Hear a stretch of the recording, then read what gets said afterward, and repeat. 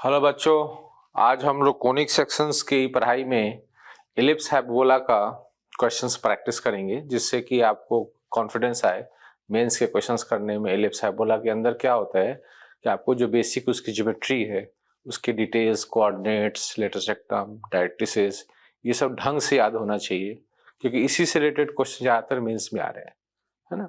बहुत ज़्यादा आपका डीप इंसाइट वाले क्वेश्चंस जैसे लोनी वगैरह में है, उस तरह के क्वेश्चंस इलिप्स हाइपरबोला के कहाँ पूछे जा रहे हैं, नहीं पूछे जा रहे हैं। तो आपको तो बेसिकली उसकी जो डिटेल्स है ना, फिगर की डिटेल्स, वो सब चीज़ें बहुत इंपॉर्टेंट है, और थोड़ा बहुत टेंजेंट नॉर्मल, ये चीज़ें करेंगे तो आपका ये जो मन में फियर है कोनिक सेक्शंस को लेकर के, वो मेंस के हिसाब से तो बहुत ज़्यादा जेन्युइन नहीं है, अननेसेसरी आप उसमें डर रहे हो। आज हम लोग जो क्वेश्चंस प्रैक्टिस करेंगे, यकीनन आप उनको अगर ढंग से सीख लेते हो तो आपका काफी काम हो जाएगा और जेई के क्वेश्चन डेफिनेटली सॉल्व हो जाएंगे। तो लेट अस स्टार्ट।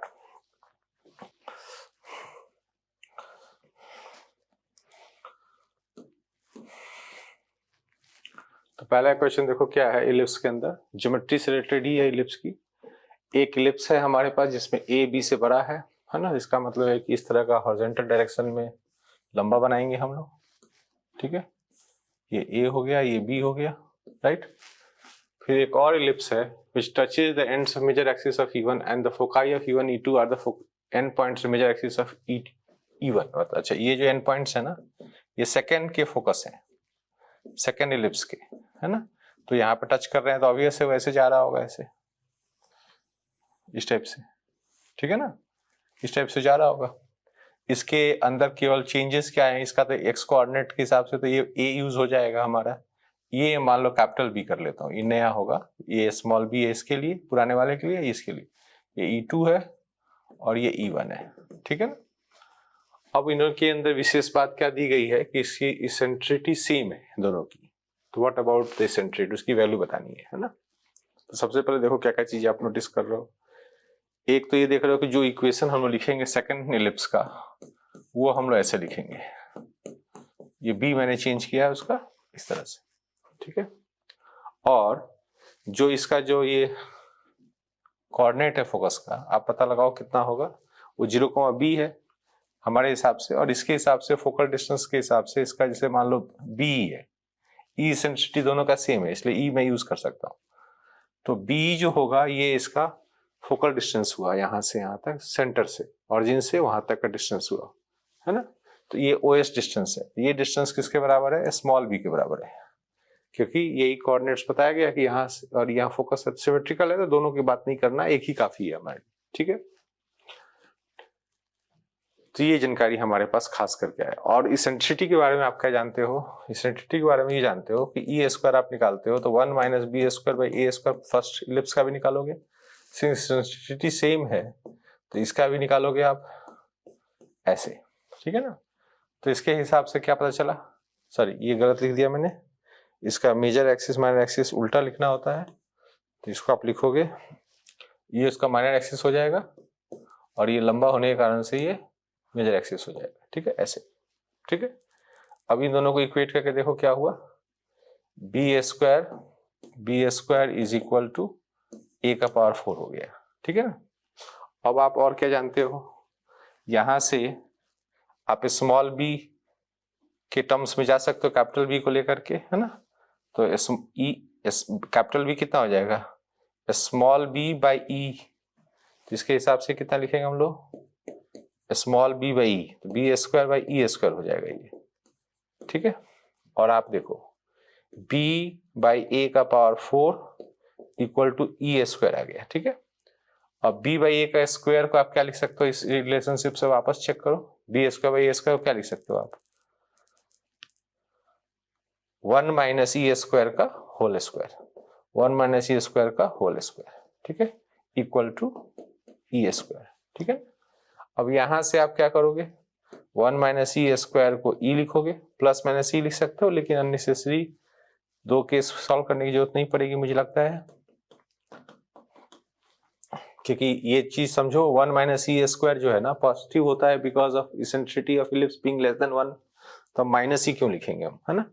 अब इससे आप ई निकालोगे तो दो रूट्स निकलेंगे, जो पॉजिटिव वैल्यू होगी वो हमारा आंसर होगा, है ना, तो इसमें से एक पॉजिटिव वैल्यू निकल के आ रहा है, दैट इज फॉर्मिंग और आंसर, ठीक है ना। तो सिंपल ज्योमेट्री ऑफ इलिप्स से रिलेटेड सवाल है, आपका फोकस कितने दूरी पे होता है, आपके जो वर्टिकल डायरेक्शन में इलिप्स अगर मेजर एक्सिस ले रहा है तो आपको ये रिलेशनशिप पे ध्यान रखना है कि इसेंट्रिसिटी के रिलेशनशिप में कैसे चेंज करना है, दैट्स ऑल।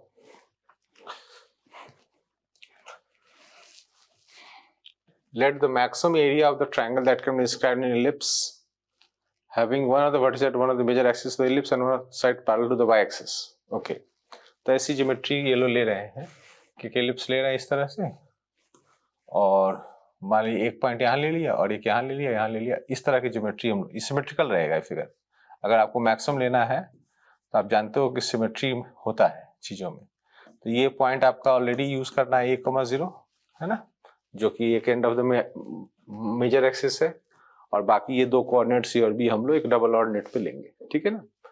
और आप समझने की कोशिश करो यहाँ पे कि ये पॉइंट हम क्या लेंगे, a cos theta comma 2 sin theta, क्योंकि यहाँ पे a अननोन है, b गिवन है, और इसका जस्ट ये बराबर होगा जस्ट नीचे की तरफ, तो हम लोग अपना हाफ बेस इंटू हाइट कर लेंगे, ठीक है ना। तो अगर हम लोग हाफ बेस इंटू हाइट करेंगे तो एरिया कितना आ रहा है, एरिया मान लीजिए हम s लिखते हैं, तो ये आ रहा है हाफ बेस 2 टाइम्स जो डिस्टेंस हमने ये इसका y कोऑर्डिनेट लिया है उसका 2 टाइम्स ले लेंगे, तो 4 sin थीटा, है ना, और ये pm डिस्टेंस, तो pm डिस्टेंस का मतलब क्या हुआ, a minus a cos theta, ठीक है ना, ये डिस्टेंस हुआ आपका। ये आपको अगर थोड़ा सिंप्लीफाई करोगे तो a बाहर निकाल लो, 2 sin थीटा, 2 sin थीटा अंदर भेज दो, इसको काट के 2 लिखो, 2 sin थीटा अंदर भेज दो और माइनस sin 2 थीटा कर लो, ठीक है। तो ये आपका एरिया डिपेंडेंट ऑन थीटा हो गया। थीटा का आपको पता है एसेंट्रिक एंगल यूज होगा 0 से 2 पाई में। अब हम इसको डिफरेंशिएट करेंगे थीटा के रेस्पेक्ट में ताकि मिनिमम मैक्सिमम का पता चले। तो 2 cos theta minus cos 2 theta का डबल, ठीक है। इससे आप क्या करोगे, एक क्वाड्रेटिक इक्वेशन बन जाएगा जिसके रूट्स आप निकालने की कोशिश करोगे क्रिटिकल पॉइंट्स के लिए। तो एक cos थीटा की वैल्यू आ रहा है आपका कितना,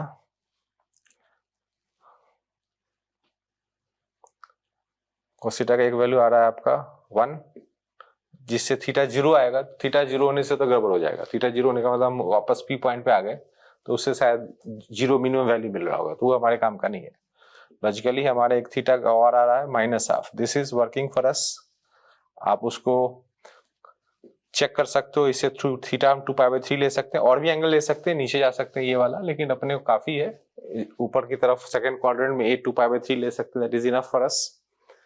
और इससे आप चेक कर सकते हो कि ये सेकंड डेरिवेटिव का किस तरह का साइन स्कीम आ रहा है, ये मैक्सिमा दे रहा है कि नहीं दे रहा है, जिसे आप मैक्सिमा टेस्ट लगाते हो ना आप अपने कैलकुलस में, वो आप लगा सकते हो। बट हम लोग को ठीक ठाक इंफॉर्मेशन मिल गया है कि ये 1 का मतलब ये हुआ कि थीटा इक्वल 0 पे मिनिमम आ गया होगा और इस पे ये मैक्सिमम आया होगा, है ना। आप उसका जाके टेस्ट भी ले सकते हो, इसको फैक्टराइज करके साइन स्कीम निकाल के आप टेस्ट भी ले सकते हो। तो थीटा इक्वल 2π/3 जिसपे हमें एक्सपेक्टेशन है कि ये मैक्सिमम जनरेट किया होगा एरिया। अब आपको निकालना क्या है, देखिए एरिया दिया हुआ है 6√3 उस वक्त का जब थीटा 2π/3 है। तो ये देखते हैं, इसमें थीटा 2π/3 डालते हैं तो एरिया कितना आ रहा है इस एक्सप्रेशन से निकालेंगे हम लोग। तो 2π/3 अगर थीटा है तो ये हो गया √3 साइन थीटा के हिसाब से माइनस साइन 2 थीटा के हिसाब से √3/2 हो गया, ठीक है। और ये कितना दिया हुआ है, 6√3 दिया हुआ है, ठीक है ना। √3 कैंसिल कर लेंगे हम लोग, तो a की वैल्यू हम लोग को यहाँ से 12 आ गई, ठीक है। अब इन्होंने हमसे a नहीं पूछा, इसेंट्रिसिटी पूछा है। Now we can find eccentricity. Eccentricity will be equal to √1 - b² जो कि 4 है अपॉन a²। एरिया में शायद हम लोगों ने यही था, ठीक है। तो a² कितना हो जाएगा आपका,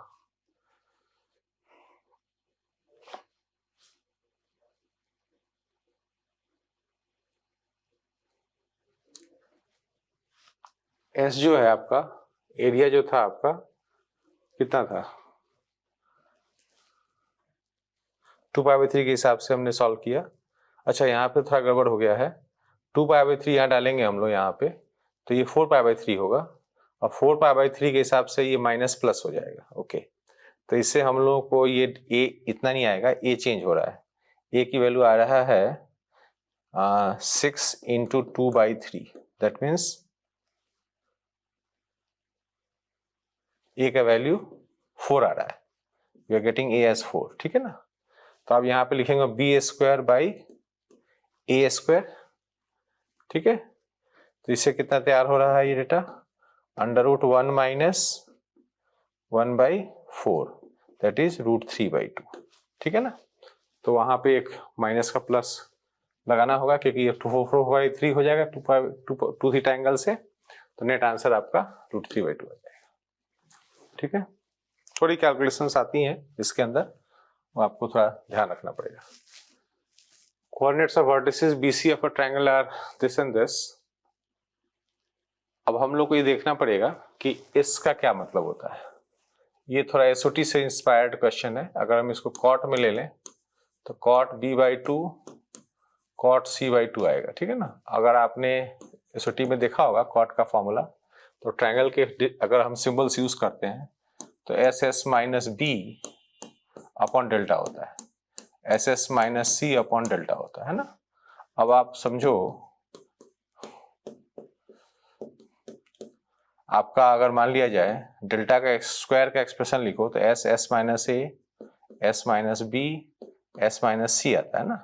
इसमें से आप चीजें कैंसिल कर सकते हो तीनों को, तो यहाँ से S - B, S - C cancel हो गए, तो आपको क्या मिला, 4S - 4A = S, 3S = 4A। S क्या होता है, A + B + C/2, है ना। तो बाई 2 करेंगे तो इधर 8A हो जाएगा, तो इसे 3A + 3B + C = 8A आया, मतलब B + C = 5A/3 आया।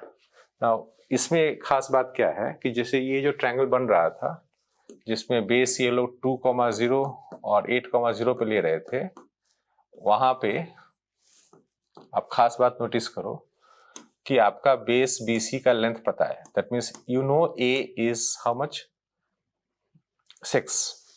तो उससे आप बता सकते हो आप कि यहाँ पे ये क्वांटिटी कितना आएगा, ये क्वांटिटी 10 आ जाएगा। तो अब आप सोचो, आपका एक कॉन्सेप्ट ये निकला, B और C क्या हुआ, ये साइड लेंथ्स, ये है दोनों। तो आपको कॉन्सेप्ट ये मिला कि AB + AC जोड़ के 10 है। तो क्या ये चीज इलिप्स में होता है, क्या ऐसा लोकस इलिप्स बनेगा, तो this A will travel on an ellipse, है ना, with these two B and C as foci, B and C will become the focus, है ना। और ये जो 10 होता है ये तुम्हारा मेजर एक्सिस के बराबर हो जाएगा, है ना, लेंथ ऑफ मेजर एक्सिस ये आ जाएगा तुम्हारा यहाँ से। तो आपको यहाँ से अब इक्वेशन तैयार करना है उस इलिप्स का, है ना। तो इलिप्स का इक्वेशन तैयार करने के लिए सबसे पहले सेंटर लेंगे हम लोग, तो सेंटर यहाँ पे आ जाएगा आपका बीचों बीच। तो सेंटर इसका मिड पॉइंट कितना आ रहा है, इसका मिड पॉइंट आ रहा है 5,0, सेंटर हो गया। उस इलिप्स का मान लो मैं कैपिटल A और कैपिटल B यूज कर लेता हूं मैं, तो 2A आपको पता चल चुका है कि 10 है, ठीक है ना। और आपको 2AE जो है वो फोकस के बीच के डिस्टेंस हो गया, वो कितना था, 6, ठीक है ना। तो इससे आपको इसेंट्रिसिटी कितनी मिल गई, डिवाइड कर लो 3/5, इसे इसेंट्रिसिटी मिल गया 3/5, ऑलराइट। जब ऐसा हो गया तो आप B भी निकाल सकते हो यहाँ से, तो B² = कितना होता है, A² - A² E², है ना। तो आपका A की वैल्यू 5 थी तो 25 हो गया, A² E की वैल्यू 3 थी, 3 के हिसाब से 9 हो गया, मतलब B² 16 हो गया, ठीक है ना। B² भी रेडी हो गया। अब आपको क्या करना है, शिफ्टेड इलिप्स लिखना है विथ दिस एज सेंटर। आप कैसे लिखोगे, x - 5 का whole square divided by A², A हमारा 5 था, यहां से देखो A हमारा 5 था यहाँ से, ठीक है ना। तो ये आपका इक्वेशन आ जाएगा। B² मैंने 16 निकाल ही दिया है, शिफ्ट आपने कहाँ किया है, सेंटर रखा है आपने x - 5 पे, यहाँ 5,0 पे आप सेंटर रख करके यहाँ इलिप्स का इक्वेशन निकाल सकते हो, स्टैंडर्ड इक्वेशन ऑफ इलिप्स। तो इसमें बेसिकली थोड़ी एसओटी भी मिक्स्ड है, जिसमें आपको ये पता लगाना पड़ रहा है कि इस एक्सप्रेशन से ए का जो लोकस है that will travel on ellipse, है ना, with B and C as the foci. ठीक है ना, तो इस तरह का एसओटी से सपोर्ट लेकर के क्वेश्चन बना। Rectangle ABCD has length 200 and ellipse with area. Ellipse जैसे सपोज करो आपने स्टैंडर्ड ए और बी के सिंबल के हिसाब से ले लिया, है ना, तो अपने को जैसे कि डिस्टेंस ए और ये बी रहता है, तो एलिप्स का एरिया पाई ए बी होता है, ये आपको पता है, ये एरिया 200 पाई है, that means you know A B as 200, right. और कोई रेक्टेंगल बनाया गया है और उसके दो फोकाई बी और डी यूज हुआ है, ठीक है। इसका मतलब ए और बी में ये सिंबल हटा देता हूं यहां से, क्योंकि ये सिंबल इन्होंने रेक्टेंगल के लिए यूज किया है, ठीक है। तो let us draw the rectangle now. Rectangle suppose करो यहां से हम लोग बनाते हैं ऐसे,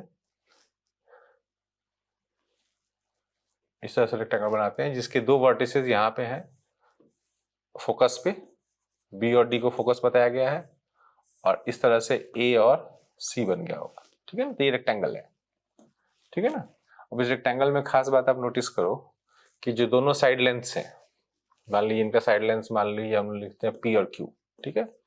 तो पी क्यू के बारे में भी पता है, इसका एरिया दिया हुआ था 200, that also is known to us, p into q is your this, and we also know कि p plus q जो होता है तुम्हारा वो इलिप्स के लोकस के पॉइंट ऑफ व्यू से ये मेजर एक्सिस के बराबर होता है, तो मेजर एक्सिस के बराबर मतलब 2a हो गया, ठीक है ना। तो आपको क्या तैयार करना है, perimeter of the rectangle, okay. तो पेरीमीटर ऑफ द रेक्टेंगल में आपको क्या चाहिए, आपको यही पी क्यू का डबल चाहिए। पेरीमीटर जब निकालने जाओगे आप तो आपको कितना मिलना चाहिए, 2 टाइम्स पी प्लस क्यू मिलना चाहिए, तो जिसका मतलब 4a आपको तैयार करना है ना। तो आप a कैसे तैयार करोगे, लेट अस फाइंड आउट। तो एक चीज आप नोटिस करो कि ये जो लेंथ है b और d, इसको हम लोग जानते हैं फोकल डिस्टेंस के हिसाब से होता है। जैसे bd जो होगा P square plus Q square जो होगा वो bd स्क्वायर के बराबर होगा, और bd क्या है 2ae का स्क्वायर हो गया, ठीक है ना। तो p प्लस क्यू हम लोग जानते हैं इसको, p प्लस क्यू का स्क्वायर माइनस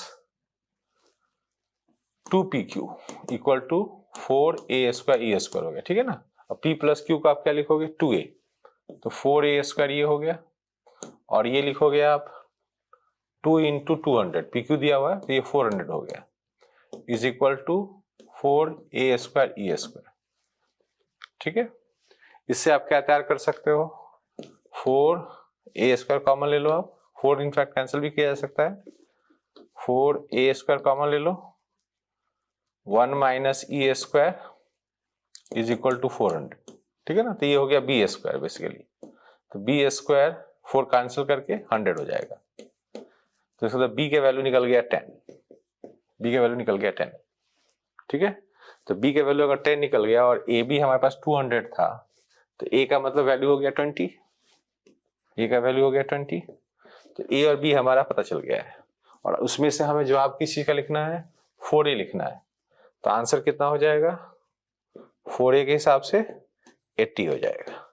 तो we have got this answer, ठीक है। तो इसमें क्या क्या कॉन्सेप्ट लगा है, एक तो ये अगर फोकस थे तो ये डिस्टेंस चाहिए, यहाँ पाइथागोरस थ्योरम हमने लगाया है, एरिया ऑफ इलिप्स लगाया है पाई ए बी, और बाकी तो जो इलिप्स का लोकस वाला कॉन्सेप्ट है कि sum of two distances from the focus जो हम लोग लेते हैं वो जोड़ के मेजर एक्सिस के बराबर होता है। तो ये सब चीजों का इस्तेमाल हुआ है यहाँ पे।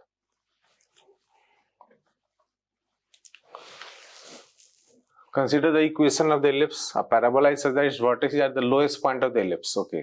First we should understand कि ellipse किस तरह का है। देखो ये a छोटा दिख रहा है और b बड़ा दिख रहा है, इसका मतलब vertical direction में ellipse है ऐसे। It's like this. ठीक है ना। ये सेंटर के हिसाब से अगर देखा जाए तो 3,-4 है। इधर के डायमेंशन देखा जाए तो इधर 4 यूनिट है आगे की तरफ और 7 यूनिट इधर की तरफ, ठीक है ना। ये तो इलिप्स की डिटेल्स हो गए। और ये पैराबोला क्या कर, it passes through the ends of the minor axis, तो माइनर एक्सिस मतलब ये दोनों हो गए माइनर एक्सिस, इधर से पास करेगा पैराबोला और कहाँ से पास कर रहा है, वर्टेक्स से पास कर रहा है। तो लोएस्ट कोऑर्डिनेट हम निकाल सकते हैं यहाँ का, 7 नीचे आ जाए तो 3, -11, 4 में से 7 नीचे करेंगे 3, -11, यहाँ से पैराबोला आया और इनकी तरफ से चला गया ऐसे। इस कोऑर्डिनेट को भी निकाल लेते हैं, 4 यूनिट आगे चले हॉरिजॉन्टली, तो ये हो जाएगा 7, -4, ठीक है ना। तो एक पैराबोला हम लोग बनाते हैं शिफ्टेड, है ना, कैसे बनाते हैं हम लोग, ये वर्टिकल डायरेक्शन वाला पैराबोला है, तो x - 3 का होल स्क्वायर इक्वल टू इसका जो भी 4a लेटर सेक्टम होगा, है ना, l लिख देता हूं, 4l इसका लेटर सेक्टम हो गया, into x minus into y minus 11, तो ये +11 हो जाएगा। तो ये इक्वेशन ऑफ पैराबोला हम लोग को समझ में आ रहा है शिफ्टेड, जिसका वर्टेक्स 3, -11 पे है और वर्टिकल एक्सिस है। और अगर हम लोग इसमें L निकालना चाहते हैं तो 7, -4 हम पुट कर सकते हैं, तो पुट 7, -4 इंटू दिस, 7, -4 डाले इसमें, तो 16, 4L और यहाँ पे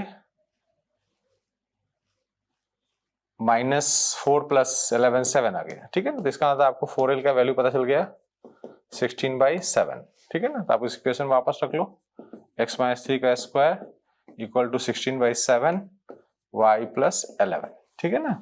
अब आपको क्या किससे कंपेयर करना है, आपको इस तरह का इक्वेशन सेट करना है, तो let us set this equation.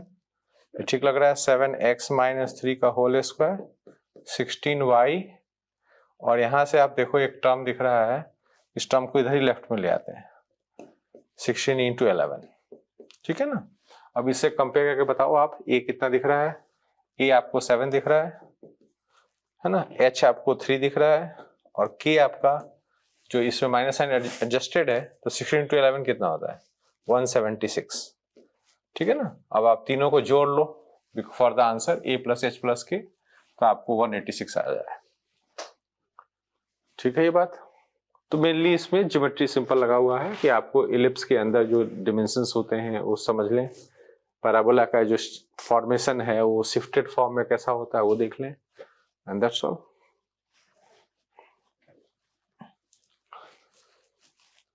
Point O is the center of the ellipse with major axis AB and CD. Okay, so let us draw this ellipse.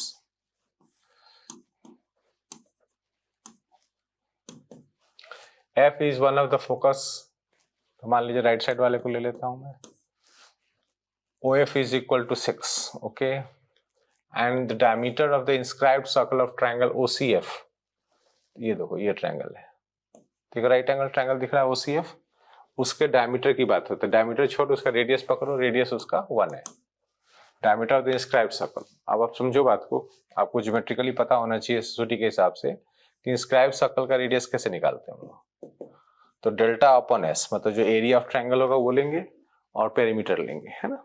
तो रेडियस तो आपको पता है 1 है, और डेल्टा आपको कितना पता है, हाफ बेस इंटू हाइट, तो ऊपर बी हो गया और नीचे ये ए ही हो गया, है ना, तो एरिया हो गया, और अपॉन एस में सबका साइड जोड़ लें, तो इधर बी हो गया, इधर ए ही हो गया, और इस तरफ ये जो सी एफ है, वैसे तो देखा जाए तो पैथागोरस लगा करके आप निकालोगे B square plus A square E square, B square plus A square E square under root, तो ये ए निकलेगा, ठीक है ना, तो ये ए लिख देता हूं मैं। This is what relation we have got, ये रिलेशन हम लोग को एक काम आ जाएगा।